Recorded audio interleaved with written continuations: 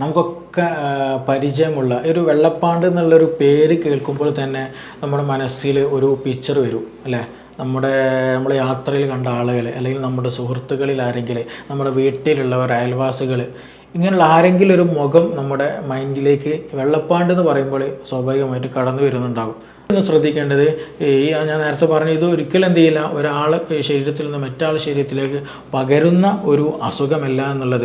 പിന്നെ ഇതിൻ്റെയൊക്കെ ഒരു ഏറ്റവും മെയിനായിട്ട് നമ്മൾ ശ്രദ്ധിക്കേണ്ടത്, ഇങ്ങനെയുള്ള രോഗികളുണ്ടെങ്കിൽ അവർക്ക് കൂടുതലായിട്ട് എന്ത് ചെയ്യണം, മെൻ്റൽ സപ്പോർട്ട് നമ്മൾ കൊടുക്കണം. അതൊരു വലിയൊരു പ്രശ്നമായിട്ടും കാണേണ്ടതില്ല. അതിന് ശരിയായ രീതിയിൽ ലൈഫ് സ്റ്റൈൽ മാനേജ് ചെയ്തിട്ട് കൂടെ മെഡിസിൻസ് ഒക്കെ കഴിച്ചാൽ നമുക്ക് നല്ല രീതിയിൽ തന്നെ അത് വീണ്ടും നോർമൽ ലെവലിലേക്ക് മടങ്ങിച്ചെല്ലാവുന്നതാണ്. ഹലോ എവരിവൺ, ഞാൻ doctor Siraj, medical officer, QNB hospital, Koduvally. വെള്ളപ്പാണ്ട് അല്ലേ, നമുക്കൊക്കെ പരിചയമുള്ള ഒരു വെള്ളപ്പാണ്ട് എന്നുള്ളൊരു പേര് കേൾക്കുമ്പോൾ തന്നെ നമ്മുടെ മനസ്സിൽ ഒരു പിക്ചർ വരും അല്ലേ. നമ്മൾ യാത്രയിൽ കണ്ട ആളുകൾ, അല്ലെങ്കിൽ നമ്മുടെ സുഹൃത്തുക്കളിൽ ആരെങ്കിലും, നമ്മുടെ വീട്ടിലുള്ളവർ, അയൽവാസികൾ, ഇങ്ങനെയുള്ള ആരെങ്കിലും ഒരു മുഖം നമ്മുടെ മൈൻഡിലേക്ക് വെള്ളപ്പാണ്ട് എന്ന് പറയുമ്പോൾ സ്വാഭാവികമായിട്ട് കടന്നു വരുന്നുണ്ടാകും. അത് നോർമലിയാണ്. കാരണം പല തെറ്റായ ധാരണകളും ഉണ്ട്. അതുമായി ബന്ധപ്പെട്ട് പല മിസ്കൺസെപ്റ്റുകളും പല ആളുകൾ ധരിച്ചു വെച്ചിട്ടുണ്ട്. വെള്ളപ്പാണ്ട് എന്നുള്ളത് അതൊരു മാറാരോഗമായിട്ട് കാണുന്നവരുണ്ട്. ചില ആളുകൾ ഇത് തൊട്ടാൽ പകരുമോ, ഞാനിത് തൊട്ട് പോയാൽ എന്തെങ്കിലും പകരുമോ, അവർ കഴിച്ച ഭക്ഷണം കഴിച്ചാൽ എനിക്കത് വീണ്ടും ഉണ്ടാകുമോ എന്നുള്ള പല തെറ്റായ ധാരണകളും എന്ത് ചെയ്യുന്നുണ്ട്, പല ആളുകൾ ധരിച്ചു വെച്ചിട്ടുണ്ട്. അപ്പോൾ അതുകൊണ്ട് തന്നെ അങ്ങനെയുള്ള ആളുകളെ കാണുമ്പോൾ തന്നെ അവരുമായിട്ടൊരു വിമുഖത വെക്കുക, അവരെ ഒന്ന് മാറ്റി നിർത്തുക എന്നുള്ള ഒരു കൺസെപ്റ്റ് പണ്ട് കാലങ്ങളിൽ കൂടുതലായിട്ടുണ്ടായിരുന്നു. ഇപ്പോൾ അത് കുറേയൊക്കെ മാറ്റങ്ങൾ വന്നിട്ടുണ്ടെങ്കിൽ പോലും അവർ ധാരണകളിൽ ഒരു ക്ലാരിറ്റി ഇപ്പോഴും പല ആളുകൾക്കും ഇല്ല എന്നുള്ളത് യാഥാർത്ഥ്യമാണ്. അപ്പോൾ ഇന്ന് നമ്മളിവിടെ ഡിസ്കസ് ചെയ്യുന്നത് ഈ വിറ്റ്ലിഗോ, ഇംഗ്ലീഷിൽ വിറ്റ്ലിഗോ എന്നാണ് പറയാറ്. അപ്പോൾ ഈ വെള്ളപ്പാണ്ട് എന്തുകൊണ്ടാണ് ഉണ്ടാകുന്നത്, എന്താണ് ഇതിൻ്റെ ബാക്കിലുള്ള സയൻസ്, എന്താണ് ഇത്, ട്രീറ്റബിൾ ആണോ, മാറുന്നതാണോ, ഇത് എങ്ങനെ നമുക്ക് ട്രീറ്റ് ചെയ്യാൻ കഴിയും തുടങ്ങിയതിൻ്റെ ചെറിയൊരു സെഷനാണ് ഇന്ന് നമ്മളിവിടെ ഡിസ്കസ് ചെയ്യാൻ പോകുന്നത്. നമ്മൾ ആദ്യം മനസ്സിലാക്കേണ്ടത്, നമ്മളെല്ലാവരും ഇരുനിറമുള്ളവരുണ്ട്, നന്നായിട്ട് കറുത്തവരുണ്ട്, നന്നായിട്ട് വെളുത്തവർ, അങ്ങനെ പല ആളുകളും നമുക്കിടയിലുണ്ട്. അപ്പോൾ ഈ കളറ് ഉണ്ടാക്കുന്നത് എന്താണെന്നുള്ളതൊരു ക്വസ്റ്റ്യൻ ഉണ്ട് അല്ലേ. വെള്ളപ്പാണ്ട് എന്നുള്ള കണ്ടീഷൻ എന്താണ്, ഒരു വെള്ള കളറിൽ നല്ല വൈറ്റിഷ് ആയിട്ട്, ചിലപ്പോൾ നല്ല ചുവന്നിട്ട് ആ ബ്ലഡിൻ്റെ ഒരു കളറ് പോലും നമുക്ക് എന്ത് ചെയ്യും, ആ സ്കിന്നിന് പുറത്ത് കാണാൻ കഴിയും. അപ്പോൾ നല്ല വൈറ്റ് പാച്ചസ്, വൈറ്റ് കളറിൽ എന്ത് ചെയ്യും, അടയാളങ്ങൾ ശരീരത്തിൽ കൂടുതലായിട്ട് നമ്മുടെ പല ആളുകളും കാണുന്നത് ഫേസിൽ ഉണ്ടാകാറുണ്ട്, കഴുത്തിൽ കാണും, പിന്നെ കയ്യുടെ രണ്ട് സൈഡിൽ കാണാറുണ്ട്. അങ്ങനെയുള്ള എക്സ്പോഷർ, പിന്നെ അതേപോലെ ജനൈറ്റൽ ഏരിയകളിൽ എന്ത് ചെയ്യും, സ്വകാര്യ ഭാഗങ്ങളിലൊക്കെ പല ആളുകളും ഉണ്ടാകാറുണ്ട്. അപ്പോൾ ഈ വൈറ്റ് പാച്ചസ് എന്തുകൊണ്ട് വരുന്നു, ബാക്കിയുള്ളവർക്കൊന്നും അങ്ങനെ ഇല്ലല്ലോ. അപ്പോൾ എന്തുകൊണ്ടാണ് അവിടെ അങ്ങനെ വരാൻ, അല്ലെങ്കിൽ അവിടെ ഒരു ചെറിയ ഭാഗങ്ങളിൽ മാത്രം ഇങ്ങനെ ഒരു കളർ ചേഞ്ച് വരാനുള്ള കാരണം എന്താണ്, അതാദ്യം നമ്മൾ മനസ്സിലാക്കേണ്ടതുണ്ട്. നമ്മുടെ ശരീരത്തിൽ ഈ നിറം നൽകുന്നത്, കറുപ്പാകട്ടെ ഏത് നിറം നൽകുന്നതും മെലാനിൻ എന്നുള്ള ഒരു പ്രൊഡക്റ്റാണ്. അതായത് നമ്മുടെ സ്കിന്നിലുള്ള ഒരു മെലാനോസൈറ്റ് എന്ന് പറയുന്ന ഒരു കോശമുണ്ട്, ഒരു സെല്ലുണ്ട്. അത് പ്രൊഡ്യൂസ് ചെയ്യുന്ന ഒരു പ്രൊഡക്റ്റാണ്, അല്ലെങ്കിൽ ഒരു കളറാണ് മെലാനിൻ എന്ന് പറയുന്നത്. അത് കാരണമായിട്ടാണ് യഥാർത്ഥത്തിൽ ഈ പറയുന്ന കളറ് ഉണ്ടാകുന്നത്. അപ്പോൾ കൂടുതലായിട്ട് മെലാനിൻ പ്രൊഡക്ഷൻ ഉള്ളവർക്കാണ് കൂടുതലായിട്ട് എന്ത് ചെയ്യുന്നത്, ഈ കറുപ്പ് നിറം സ്ട്രോങ് ആയിട്ട് അവരിൽ കാണുന്നത്. അപ്പോൾ ഈ മെലാനിൻ്റെ പ്രസൻസ് ആണ് യഥാർത്ഥത്തിൽ നമുക്ക് നിറം നൽകുന്നത്, ഈ കറുപ്പ് നിറം നൽകുന്നത്. മെലാനിൻ കുറഞ്ഞാൽ എന്ത് ചെയ്യും, കറുപ്പ് കുറയും, വെളുത്തിട്ട് വരും. അപ്പോൾ മെലാനിൻ കൂടിയാൽ കറുപ്പ് കൂടി വരും. അതാണ് അതിൻ്റെ ബാക്കിലൊരു സയൻസ് അല്ലെങ്കിൽ എന്ന് പറയുന്നത്.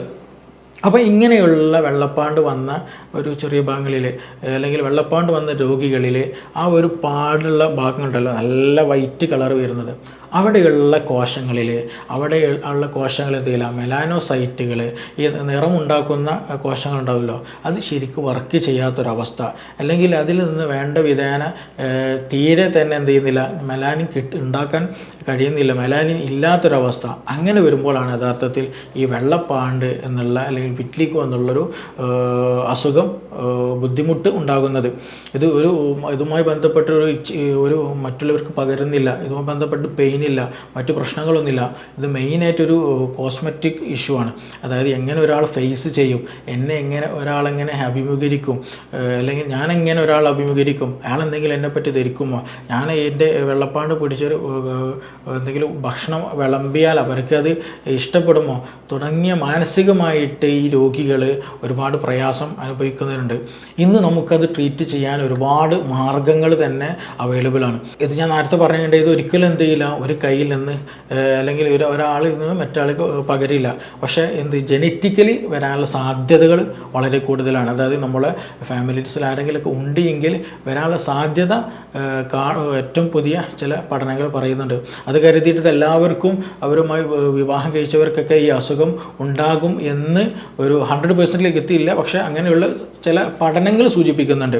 പിന്നെ അതേപോലെ തന്നെ ഇതിന് റീസൺ ആയിട്ട് പറയുന്ന ഒരു ഓട്ടോ ഇമ്മ്യൂൺ ഡിസീസാണ്. അതായത് സിമ്പിളായിട്ട് പറഞ്ഞാൽ നമ്മുടെ ഗട്ട് ബാക്ടീരിയ.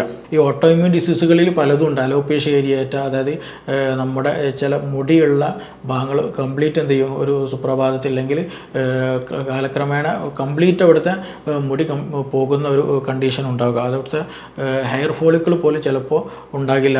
അപ്പോൾ അതൊക്കെ അങ്ങനെ SLE പോലെയുള്ള അസുഖങ്ങൾ, അതൊക്കെ ഓട്ടോ ഇമ്മ്യൂൺ ഡിസീസ് എന്ന് പറയുന്നത്. ഈ ഓട്ടോ ഇമ്മ്യൂൺ ഡിസീസ് എന്ന് പറയുന്ന കാറ്റഗറീസിൽ ഓൾമോസ്റ്റ് എസ്പെഷ്യലി പറയുന്ന വിറ്റ്ലിഗോ പോലും നമ്മുടെ ഗട്ട് ബാക്ടീരിയയും ഈ പറയുന്ന സ്കിൻ റിലേഷനും വളരെ ഇമ്പോർട്ടൻ്റ് ആണ്. ഈ ഗട്ട് സ്കിൻ ആക്സിസ് എന്ന് പറയും. ഗട്ട് സ്കിൻ ആക്സിസ്, അതായത് നമ്മുടെ സ്മോൾ ഇൻറ്റെസ്റ്റൈനിൽ ഒരുപാട് ചെറിയ ബാക്ടീരിയാസ് ഉണ്ട്. ആ ബാക്ടീരിയ ഒരു പ്രത്യേകമായിട്ടൊരു അവരുടേതായിട്ടുള്ളൊരു എക്കോസിസ്റ്റത്തിലാണ് ജീവിക്കുന്നത്, ഒരു സിംബയോട്ടിക് എക്കോസിസ്റ്റം. അതായത് ബാക്ടീരിയയുടെ ഫങ്ഷനുമായി വർക്ക് ചെയ്യുന്നത് കൊണ്ട് നമ്മുടെ ശരീരത്തിൽ ഒരുപാട് പോസിറ്റീവ്, നമ്മുടെ ഇമ്മ്യൂൺ പ്രവർത്തനങ്ങൾ കൂടുന്നുണ്ട്, ബ്ലഡ് പ്രൊഡക്ഷൻ കൂടുന്നുണ്ട്, പിന്നെ അങ്ങനെയുള്ള നമ്മളെ ഹാപ്പിനെസ്, സെറോട്ടോണിൻ പോലെയുള്ളതിൻ്റെ പ്രൊഡക്ഷൻ നടക്കുന്നുണ്ട്, ഇമ്മ്യൂണിറ്റി വർദ്ധിപ്പിക്കുന്നത്, അങ്ങനെ ഒരുപാട് ഗുണങ്ങൾ എന്ത് ചെയ്യുന്നുണ്ട് നമുക്ക് ലഭിക്കുന്നത്. അതേപോലെ തന്നെ ബാക്ടീരിയാസിന് ഗുണമുണ്ട്. അപ്പോൾ അവിടെ ഒരു എക്കോസിസ്റ്റം എന്ത് ചെയ്യുന്നുണ്ട്, കീപ്പ് ചെയ്തിട്ട് എപ്പോഴും പോകുന്നുണ്ട്. അപ്പോൾ നമ്മുടെ ഭക്ഷണത്തിലുള്ള പ്രശ്നം, നമ്മുടെ വേറെ എന്തെങ്കിലും മെഡിസിൻസ് കഴിച്ചതിലുള്ള പ്രശ്നം, വേറെ എന്തെങ്കിലും ഒരു ഇഷ്യൂസ് കാരണമായിട്ട് ആ എക്കോസിസ്റ്റം ഇംബാലൻസ്ഡ് ആവും പോകുമ്പോൾ പല കെമിക്കൽസ് പ്രൊഡ്യൂസ് ചെയ്യും, പല വേസ്റ്റ് മെറ്റീരിയൽ പ്രൊഡ്യൂസ് ചെയ്യും. അത് നമ്മുടെ സ്കിന്നുകളിൽ, അതുപോലെ ജോയിൻറ്റുകളിൽ, പല സ്ഥലങ്ങളിൽ പല രീതിയിലായിട്ട് എന്ത് ചെയ്യും, പ്രതിഫലിക്കും. അപ്പോൾ ഈ പറയുന്ന അതിനാണ് പറയുന്ന പേരാണ് എന്ത്, അത് ഗട്ടിലും സ്കിന്നിലും കാണിക്കുന്നതിന് പേരാണ് ഗട്ട് സ്കിൻ ആക്സിസ് എന്ന് പറയുന്നത്. അപ്പോൾ അതിൽ പെട്ടതാണ് സോറിയാസിസ് പോലെയുള്ള അസുഖങ്ങൾ. അപ്പോൾ വിറ്റ്ലിഗോ അല്ലെങ്കിൽ വെള്ളപ്പാണ്ട് എന്നുള്ളൊരു അസുഖം ഈ പറയുന്ന നമ്മുടെ ഗട്ട് ബാക്ടീരിയനെ ലിങ്ക് ചെയ്തിട്ടുള്ളതാണ്, അല്ലെങ്കിൽ അതുമായി ബന്ധപ്പെട്ടുള്ള ഒരു ഇഷ്യൂ ആണ് എന്നുള്ള ഒരു പല പഠനങ്ങളും ഇന്ന് അവൈലബിൾ ആണ്. അപ്പോൾ അതും നമ്മൾ എന്ത് ചെയ്യണം, നമ്മുടെ ഭക്ഷണം വളരെ ഇമ്പോർട്ടൻ്റ് ആണ്. സ്പൈസി ആയിട്ടുള്ള ഫുഡുകൾ കൂടുതൽ കഴിക്കുക, ബേക്കറി ഐറ്റംസുകൾ കൂടുതൽ കഴിക്കുക, കൂടുതൽ എന്താ പറയുക മധുരമല്ലാണ്ട് കഴിക്കുക.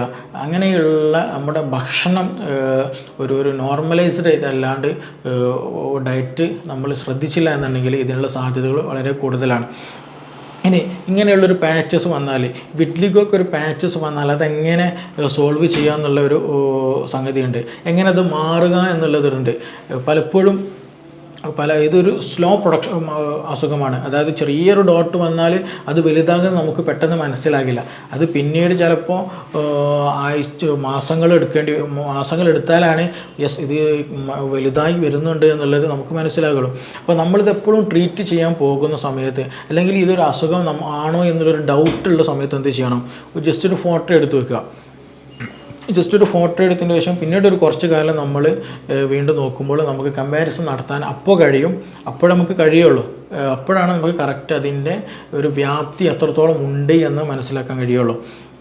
പിന്നീടൊന്ന് ശ്രദ്ധിക്കേണ്ടത്, ഞാൻ നേരത്തെ പറഞ്ഞു, ഇത് ഒരിക്കലും എന്ത് ചെയ്യില്ല, ഒരാൾ ശരീരത്തിൽ നിന്ന് മറ്റാളുടെ ശരീരത്തിലേക്ക് പകരുന്ന ഒരു അസുഖമല്ല എന്നുള്ളത്.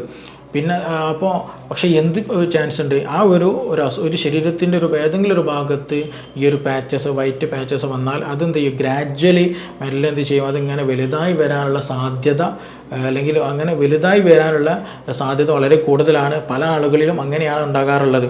അത് അസുഖം നമ്മളിപ്പോൾ മെഡിസിൻസ് കഴിച്ച് ട്രീറ്റ് ചെയ്ത് നമ്മളെ ഭക്ഷണം ശ്രദ്ധിച്ചു, നമ്മുടെ ലൈഫ് സ്റ്റൈൽ ശ്രദ്ധിച്ചു, മെഡിസിൻസ് വേണ്ട അത്യാവശ്യ കാര്യങ്ങളൊക്കെ നമ്മൾ ട്രീറ്റ് ചെയ്ത് വരുമ്പോൾ ഗ്രാജ്വലി എങ്ങനെയാണോ അത് മെല്ലെ വലുതായി വരുന്നത് അല്ലെങ്കിൽ അത് കൂടുന്നത് എന്നതുപോലെ തന്നെയാണ് ഗ്രാജ്വലി എന്ത് ചെയ്യുള്ളൂ, അത് നല്ല ഹീലായിട്ട് വരികയുള്ളൂ, അസുഖം മാറി വരികയുള്ളൂ. പ്രത്യേകിച്ച് ഈ പറയുന്ന അതിൻ്റെ ഒരു ബൗണ്ടറി ഉണ്ടാവും, ആ ബൗണ്ടറി മെല്ലെ മെല്ലെ ഉള്ളിലോട്ട് വരുന്നൊരു ശൈലി ചില ആളുകളിൽ ഉണ്ടാവും ട്രീറ്റ് ചെയ്യുന്ന സമയത്ത്. അതേപോലെ തന്നെ ചില ആളുകൾ ഈ വൈറ്റ് പാച്ചസ് വെള്ള ഒരു അടയാളം ഉണ്ടല്ലോ, അതിന് ഉൾഭാഗങ്ങളിൽ എന്ത് ചെയ്യും, ചെറിയ ചെറിയ ഒരു ബ്ലാക്ക് ഡോട്ടുകൾ നമുക്ക് കാണാൻ കഴിയും. പിന്നീട് ആ ബ്ലാക്ക് ഡോട്ട് ഇങ്ങനെ കൂടി കൂടി കൂടി വന്ന് ഇങ്ങനെ ഫില്ലായിട്ട് വരും. അങ്ങനെ ഒരു 2 തരത്തിലാണ് പൊതുവായിട്ട് നമ്മൾ ക്ലിനിക്കുകളിൽ വന്നിട്ടുള്ള നമുക്ക് എക്സ്പീരിയൻസ് മനസ്സിലായിട്ടുള്ള ഒരു കാര്യം. ട്രീറ്റ്മെൻറ്റ് ചെയ്യുമ്പോൾ അതിൻ്റെ റിസൾട്ട് അങ്ങനെയാണ് ഗ്രാജ്വലി ഉണ്ടാകാറുള്ളത്. പിന്നീട് നമ്മളിതിൽ ശ്രദ്ധിക്കേണ്ടത് നമ്മളെ ഹാബിറ്റ്സ് വളരെ ഇമ്പോർട്ടൻ്റ്. നമ്മുടെ ഭക്ഷണം, എന്തെങ്കിലും സ്മോക്കിങ് മറ്റു കാര്യങ്ങളൊക്കെ എന്ത് ചെയ്യണം, അത് വളരെ ഇമ്പോർട്ടൻ്റ് ആണ്. പിന്നെ ഏജ് വളരെ ഇമ്പോർട്ടൻ്റാണ്. ഏജ് ട്രീറ്റ്മെൻറ്റിൻ്റെ കാര്യത്തിൽ വളരെ പ്രധാനപ്പെട്ട് നമ്മൾ ശ്രദ്ധിക്കേണ്ടതാണ്. എസ്പെഷ്യലി ചെറിയ പ്രായത്തിൽ, വളരുന്ന പ്രായം, അതായത് ചെറിയ കുട്ടികളുണ്ടല്ലോ, അവരും ഏകദേശം ഒരു 25-30 വരെയുള്ളവർക്കൊക്കെ പെട്ടെന്ന് നല്ല പോസിറ്റീവായിട്ടുള്ള റിസൾട്ട് നമുക്ക് ഉണ്ടാക്കാൻ കഴിയും. കാരണം ഗ്രോത്ത് കംപ്ലീറ്റ് ആയിട്ട് ഗ്രോത്ത് നമ്മുടെ ഹോർമോൺസും മറ്റു ബ്ലഡും മറ്റു കാര്യങ്ങളൊക്കെ നല്ല പ്രൊഡക്ഷൻ നടക്കുന്ന സമയമായതുകൊണ്ട് തന്നെ അവർക്ക് പെട്ടെന്ന് ഉണ്ടാവുകയും ചെയ്യും. പെട്ടെന്ന് നമുക്ക് നല്ലൊരു പോസിറ്റീവ് റിസൾട്ട് ഉണ്ടാക്കാൻ കഴിയുകയും ചെയ്യും. പെട്ടെന്ന് ഹീലാവുന്നേ ഉള്ളൂ. അപ്പോൾ ഇതൊരു മാറാരോഗമായിട്ടോ, പണ്ട് കാലങ്ങളിൽ ഇതൊരു മാറാരോഗമായിട്ട് പലരും കണ്ടിട്ടുണ്ടായിരുന്നു. പക്ഷേ ഇതൊരു മാറാരോഗമായിട്ട് നമ്മൾ ഒരിക്കലും കാണേണ്ടതില്ല. ഇത് എസ്പെഷ്യലി ചെറിയ കുട്ടികൾക്ക്, വലിയൊരു വയസ്സായതൊന്നായിട്ടില്ല, നല്ല യങ് ഏജ് ആയിട്ടുള്ള ആളുകൾക്കാണെന്നുണ്ടെങ്കിൽ പെട്ടെന്ന് തന്നെ നമുക്കത് നല്ല രീതിയിൽ കൺട്രോൾ ചെയ്തിട്ട് തന്നെ മെഡിസിൻസും ഫുഡ് ഡയറ്റൊക്കെ കൺട്രോൾ ചെയ്താൽ നമുക്ക് നല്ല പോസിറ്റീവ് റിസൾട്ട് അതിൽ കിട്ടുന്നതാണ്, അങ്ങനെ കിട്ടുന്നുമുണ്ട്. അപ്പോൾ അതൊക്കെ ശ്രദ്ധിക്കേണ്ടതാണ്. പിന്നെ ഇതിൻ്റെയൊക്കെ ഒരു ഏറ്റവും മെയിനായിട്ട് നമ്മൾ ശ്രദ്ധിക്കേണ്ടത്, ഇങ്ങനെയുള്ള രോഗികളുണ്ടെങ്കിൽ അവർക്ക് കൂടുതലായിട്ട് എന്ത് ചെയ്യണം, മെൻ്റൽ സപ്പോർട്ട് നമ്മൾ കൊടുക്കണം. അവർക്ക് ആളുകളുമായിട്ട് സംസാരിക്കാൻ ബുദ്ധിമുട്ട്, ആളുകളിലേക്ക് ഇറങ്ങി ചെല്ലാനുള്ള ബുദ്ധിമുട്ട്, കൂട്ടുകാരുമായിട്ട് ഇടപഴകാൻ, അവരുമായിട്ട് കളിക്കാനൊരു പ്രയാസം, അവർക്ക് കളിയാക്കുന്ന അങ്ങനെയുള്ള പ്രശ്നങ്ങൾ ഇവർക്ക് കൂടുതലായിട്ടുണ്ടാകുന്നതാണ്. അപ്പോൾ അവർക്ക് കൂടുതലായിട്ട് പോസിറ്റീവ് സപ്പോർട്ട് നമ്മുടെ എന്ത് ചെയ്യണം, എപ്പോഴും കൊടുക്കണം. കുട്ടികളാണെങ്കിൽ അവർക്ക് എപ്പോഴും സപ്പോർട്ട് കൊടുക്കണം. എങ്കിൽ മാത്രമാണ് ഇതിൻ്റെ ഒരു പോസിറ്റീവ് റിസൾട്ട്, ഞാൻ നേരത്തെ പറഞ്ഞ റിസൾട്ട് നമുക്ക് കൂടുതലായിട്ട് പെട്ടെന്ന് കിട്ടുകയുള്ളൂ. മൈൻഡ് വീക്കായി പോയാൽ നമ്മുടെ ബാക്കി സിസ്റ്റം എല്ലാം അതിനെ ബാധിക്കുന്നതാണ്. അതുകൊണ്ടാണ് പ്രത്യേകിച്ച് ഈ ഒരു സമയത്ത് അല്ലെങ്കിൽ ഇങ്ങനെയുള്ള ബുദ്ധിമുട്ടുള്ളവർക്ക് എന്ത് ചെയ്യണം, കൂടുതലായിട്ടുള്ള മെൻ്റൽ സപ്പോർട്ട് നമ്മൾ നൽകാനും ശ്രദ്ധിക്കേണ്ടതുണ്ട്. അപ്പോൾ ചുരുക്കി പറഞ്ഞാൽ ഇതൊരു ഈ വെള്ളപ്പാണ്ട് എന്നുള്ളതൊരു മാറാരോഗമായിട്ട് നമ്മൾ കാണേണ്ടതില്ല.